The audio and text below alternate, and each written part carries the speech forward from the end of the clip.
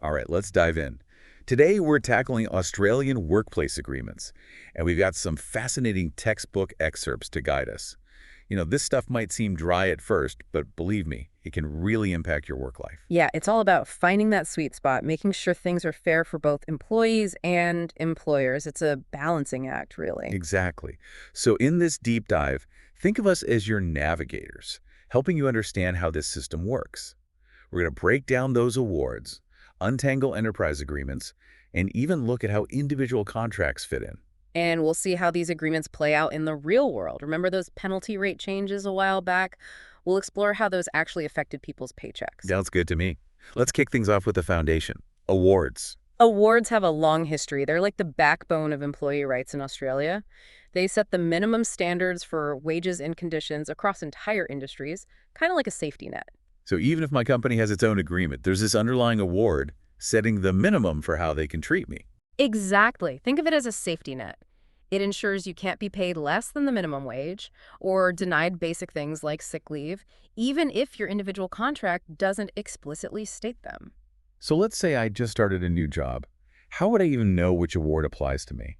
Well, the Fair Work Commission, they're the government body that handles awards. They have this handy website. You can search by industry or occupation. Once you find yours, it'll spell out all those minimum standards you're entitled to. That's super helpful, like a one-stop shop for your baseline rights. Yeah. I was reading that back in 2010, they actually streamlined thousands of awards into a smaller set of national ones. Yeah, they had to modernize the system, keep it up to date.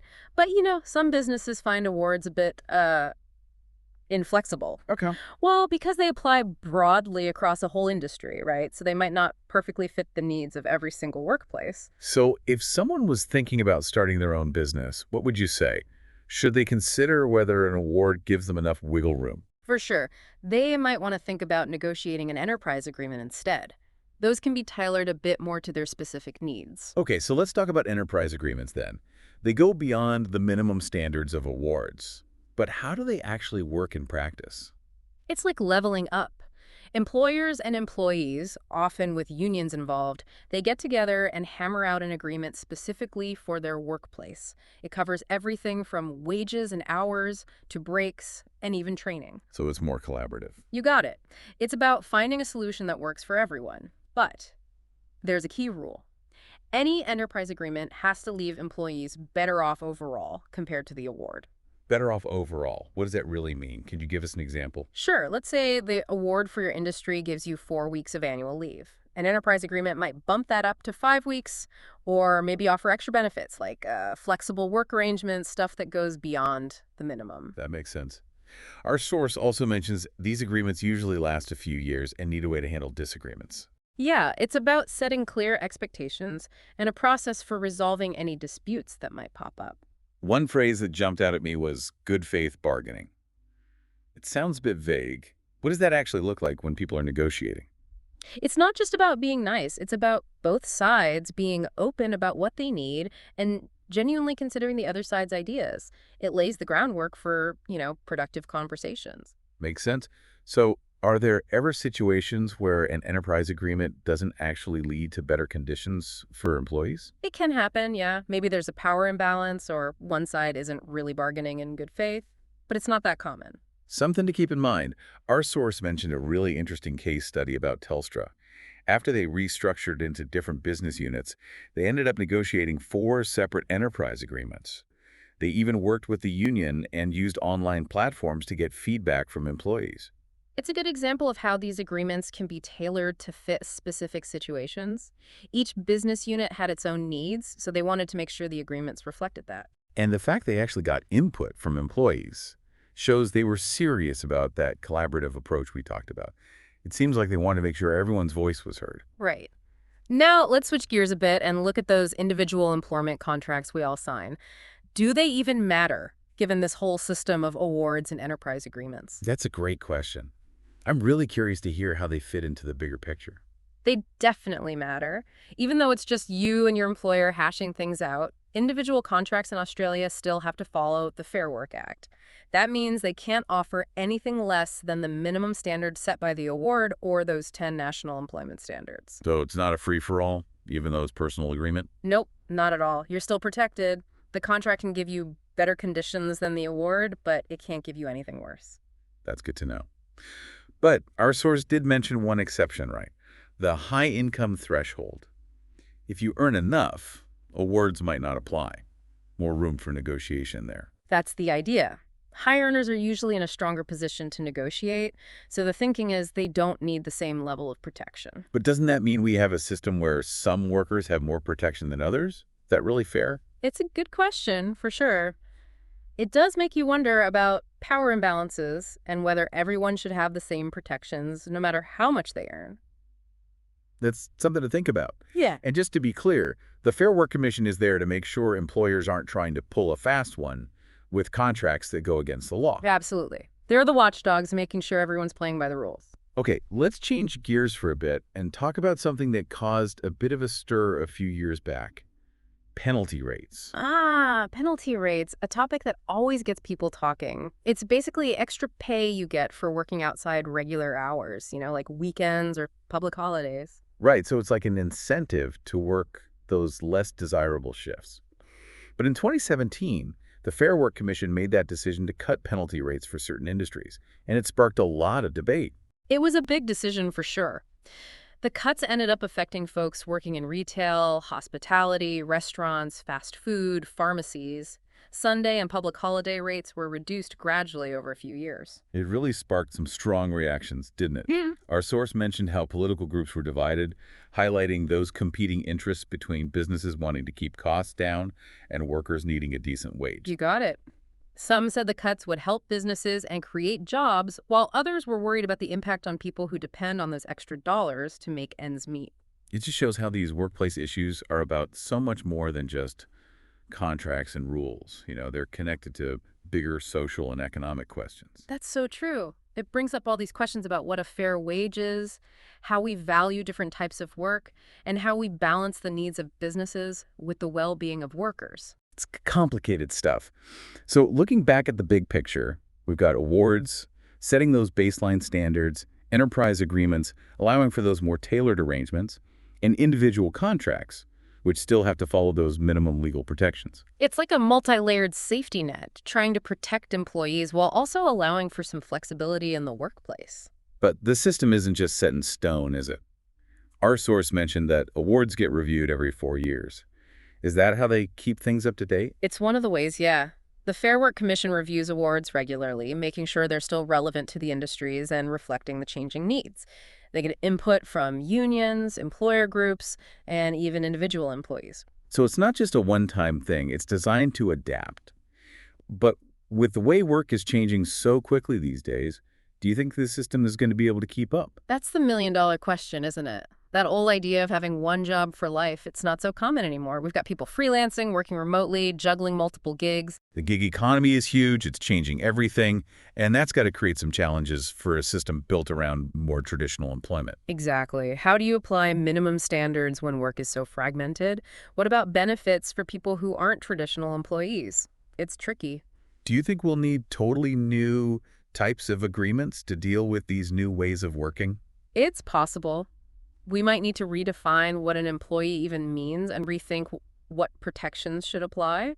Maybe we need benefits that follow workers from gig to gig. Wow, there's so much to think about. It sounds like the future of work is going to force some big changes to how we think about workplace agreements. Absolutely. It's something we all need to pay attention to because these changes are going to affect all of us one way or another. So for our listeners who are now super curious to learn more, where should they start?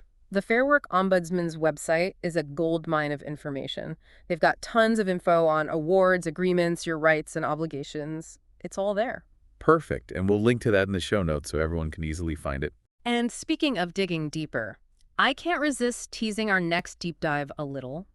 We'll be exploring something that's been making headlines: artificial intelligence and what it might mean for the future of work. Oh, that's going to be fascinating. AI is everywhere these days. It's only going to get bigger. I'm a little nervous, but mostly excited to see what we uncover. It's a topic that raises so many big questions, and we're going to dive right in. So join us next time as we try to make sense of the AI revolution and how it might reshape the future of work. Until then, happy navigating the world of Australian workplace agreements. It's been a pleasure, and keep those questions coming. It's amazing how much we've learned about Australian workplace agreements today. We went from the basics of awards all the way to the potential impact of AI on the future of work. It's been quite a journey. It has been. We saw how the system tries to balance fairness with flexibility, how it's constantly evolving, and how it touches on so many parts of our lives. You know, the biggest takeaway for me is the importance of being informed. It's easy to feel lost with all the rules and regulations, but understanding your rights and obligations, whether you're an employee or an employer, can make a huge difference. It really does. You can navigate your workplace with more confidence, stand up for yourself or your business, and make sure everyone's treated fairly. And it's great that resources like the Fair Work Ombudsman's website are out there to help us make sense of it all. It just goes to show you don't have to be a legal expert to understand the basics of workplace relations. Another thing that struck me is how dynamic the system is. It's not just a static set of rules, it's constantly adapting to the changing realities of work. It has to, especially with how fast things are changing these days. Those regular reviews of awards are a great example of how the system tries to stay relevant.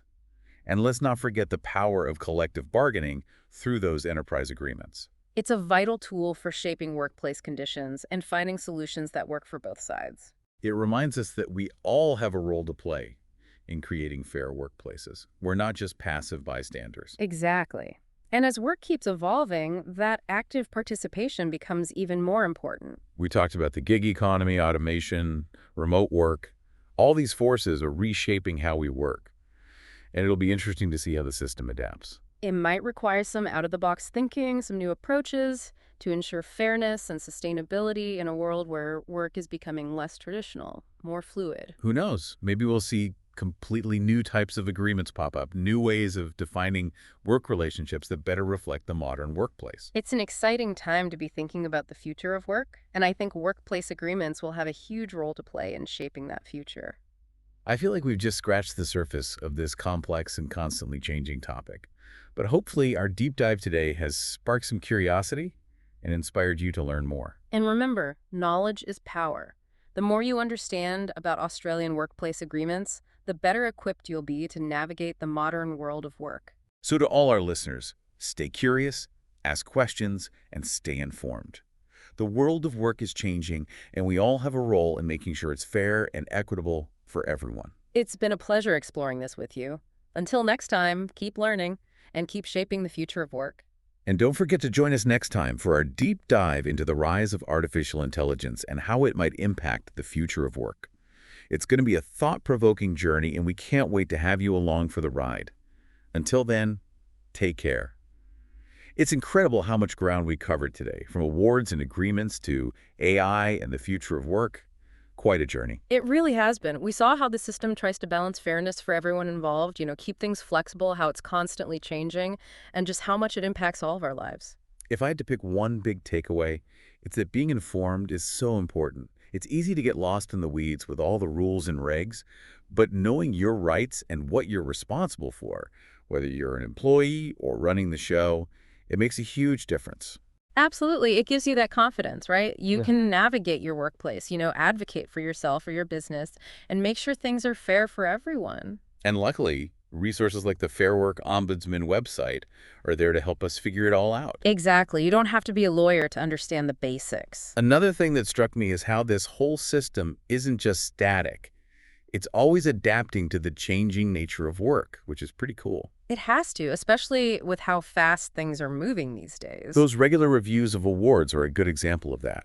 And we can't forget about collective bargaining, those enterprise agreements. It's such an important tool for shaping workplace conditions and finding solutions that work for everyone. Reminds us we all have a say in creating fair workplaces. Right. It's not just something that happens to us. Yeah, exactly. And as the way we work keeps evolving, that active participation becomes even more crucial. We talked about the gig economy, automation, working from home, all these things that are changing the traditional workplace. It'll be interesting to see how the system adapts to all that.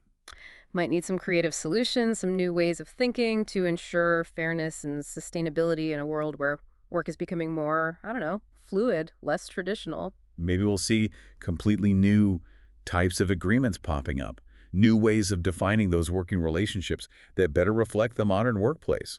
Who knows? It's a really exciting time to be thinking about the future of work, and I think workplace agreements will be a big part of shaping that future. I feel like we've only just scratched the surface today, but hopefully this deep dive has sparked some curiosity and encouraged everyone to learn more. Definitely. And remember, knowledge is power. The more you know about Australian workplace agreements, the better you'll be able to navigate the working world.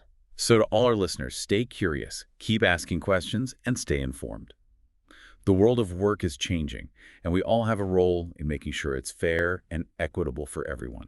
It's been a pleasure diving into this with you. Until next time, keep learning, keep shaping the future of work. And don't forget to join us next time when we tackle the rise of AI and its potential impact on the future of work. It's going to be thought-provoking, and we can't wait to have you along for the ride. Until then, take care.